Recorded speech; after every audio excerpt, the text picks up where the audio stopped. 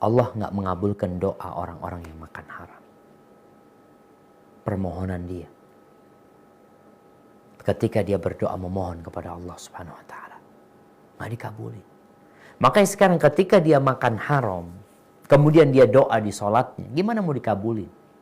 Sampai Rasul Sallallahu Alaihi Wasallam menceritakan tentang orang yang melakukan perjalanan panjang sehingga kumal, lusuh, dia mengangkat tangan, dia panggil nama Allah, Ya Rabb, Ya Rabb, dia angkat tangan minta sama Allah Subhanahu Wa Taala.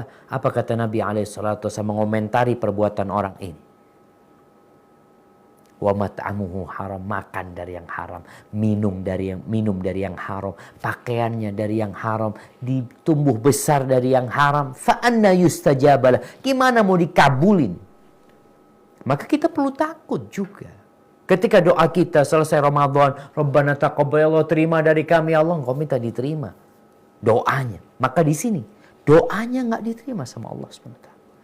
Nah, ada hadis tentang orang yang minum khamar 40 hari nggak diterima ibadahnya atau sholatnya. Iya, ada perkara-perkara yang memang bahaya untuk amalan kita.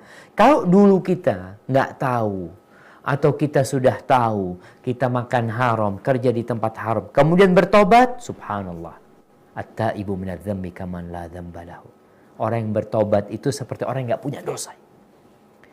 Bahkan kalau dia punya 1000 dosa, punya 1.000.000 dosa, kemudian dia bertobat kembali kepada Allah, apa kata Allah? Faulaika yubaddilullahu sayyi'atihim hasanat.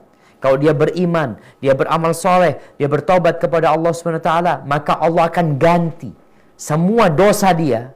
Kalau dia punya 1000 dosa, Allah akan ganti dengan 1000 pahala.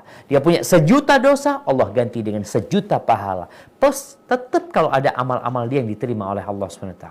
Jadi gini, ketika kita beribadah kepada Allah SWT, kita perlu takut, kita perlu khawatir, kita perlu cemas. Tapi kita nggak boleh putus asa. Kita tetap ada harapan. Kalau mungkin kita berpikir kayaknya amal anak nggak diterima dulu ya Allah, maka sekarang kembalilah kepada Allah SWT.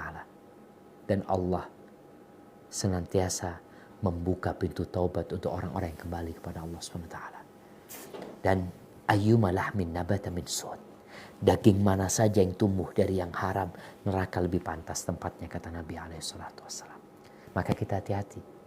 Kalau ada yang tumbuh dari hasil yang haram, neraka jadi tempat kita. Maka bertobatlah kembali kepada Allah, insya Allah akan dibersihkan dari segala dosa-dosa. Hadza wallahu a'lam bishawab. Nah.